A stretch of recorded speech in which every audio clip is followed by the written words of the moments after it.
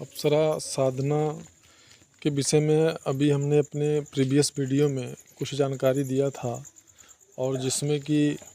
हमने ये बताया था कि साधक हर प्रकार से किसी भी गुरु अथवा मार्गदर्शक के मार्गदर्शन में अगर जा रहे हैं तो भली भांति जांच परख करना ज़रूरी है कि आप किस गुरु अथवा मार्गदर्शक के पास जा रहे हैं और आप उनके सानिध्य में साधना करके कहाँ तक बढ़ सकते हैं। क्योंकि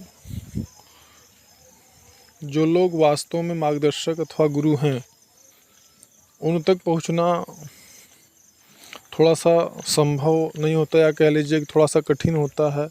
क्योंकि वो लोग अपने को बहुत ज़्यादा प्रचार और प्रसार में नहीं रखते हैं। वो थोड़ा सा सीमित लोगों को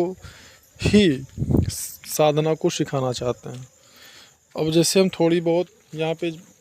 कुछ बिंदुओं पे मतलब प्रकाश डालने का हम प्रयास करेंगे। जैसे हमने भी सोशल मीडिया पे और यूट्यूब पर ये देखा है कि लोगों का कहना रहता है कि आप खुद ही सामग्री यानी कि यंत्र का निर्माण कर लीजिए, खुद यंत्र बनाइए। अब सबसे महत्वपूर्ण बात ये है कि आप किस यंत्र का निर्माण कर रहे हैं, क्या योग्यता है आपके अंदर। यंत्र निर्माण का मतलब होता है विशेष सामग्री का विशेष मात्रा में समायोजन करके मिला करके विशेष मुहूर्त में और विशेष विधि के द्वारा और उस समय विशेष मंत्र का मानसिक जप करते हुए उस यंत्र का निर्माण करना और विशेष विधि के द्वारा उस संबंधित शक्ति के अंश को उस यंत्र में प्राण प्रतिष्ठित करना, उसके अंश को उस यंत्र में संबंधित शक्ति के अंश को उस यंत्र में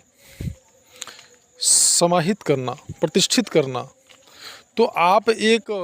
कह सकते हैं कि सूक्ष्म स्थान का निर्माण करते हैं, घर का निर्माण करते हैं, एक विशेष प्रकार का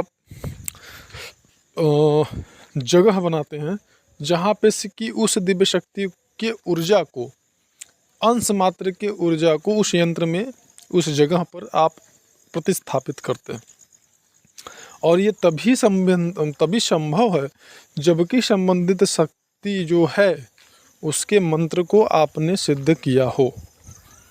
अन्यथा ये संभव नहीं है। अब आपको बोला जा रहा है कि आप अपने यंत्र का निर्माण स्वयं करिए। ऐसी दशा में अब आप बताइए कि अगर आपने किसी यंत्र का निर्माण कर लिया, अप्सरा कोई भी अप्सरा हो, वैसे तो हम जानकारी देवी उर्वशी से संबंधित दे रहे हैं, पर किसी भी अप्सरा की अगर आप यंत्र का निर्माण करते हैं और ऐसे गुरु को आपने पकड़ लिया, तो फिर आप खुद इस बात का निर्णय करिए कि आप कितना आगे जाएंगे अथवा कितना सफल रहेंगे। क्योंकि अगर वास्तव में वो गुरु योग्य हैं, सक्षम हैं, तो वो कभी भी आपको यंत्र निर्माण करने के लिए नहीं कहेंगे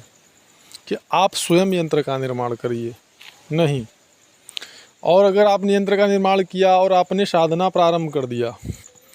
तो फिर क्या होगा, तो फिर चूँकि उस यंत्र में किसी भी प्रकार का किसी शक्ति का समन्वय नहीं है, किसी भी प्रकार के शक्ति का उसमें समावेश नहीं है, किसी शक्ति के अंश को आपने उसमें प्रतिस्थापित नहीं किया, स्थापित नहीं किया है, तो ऐसी स्थिति में निश्चित रूप से जो तामसिक शक्तियां हैं, तमोगुणी शक्तियां हैं, या कह सकते हैं बुरी शक्तियां हैं जो निम्न स्तर की हमारे सूक्ष्म जगत में कर्म के विधान अंतर्गत सूक्ष्म शक्तियां जिनको कि कोई पूजता नहीं है, जो तामसिक तमोगुण से संपन्न शक्तियां होती हैं, काफ़ी बलवती यानी बलिष्ठ होती हैं, और उनको प्रकृति के द्वारा ये आदेश होता है कि अगर साधक अशुद्ध मंत्रों का उच्चारण करता है, अगर साधक गलत और अपवित्र विधि विधान के द्वारा अशुद्धता के द्वारा किसी विधि को अपनाता है तो उससे संबंधित जो भी भोग होगा, हवन भाग इत्यादि होगा,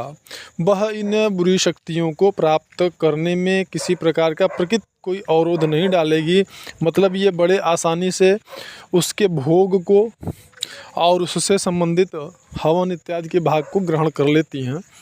तो फिर ऐसी दशा में रोज अगर कोई बुरी शक्ति आपके द्वारा किए गए भोग का और हवन का ग्रहण वो उसको करती है, भोग उसको प्राप्त होता है या लेती है,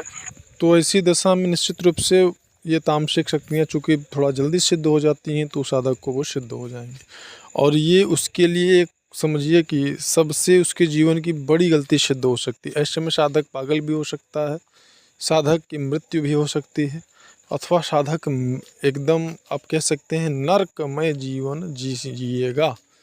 और ये ऐसी शक्तियाँ जल्दी छोड़ती भी नहीं हैं, क्योंकि यह प्रकृति के विधानांतर्गत साधक के साधना करने पर सिद्ध होती है। और ऐसे हमारे चैनल पे साधकों के साधिकाओं के वीडियोस पड़े हुए हैं, जो कि आप अगर देखेंगे तो उन्होंने ये उस वीडियो में खुद जो है कहा है कि हमारे साथ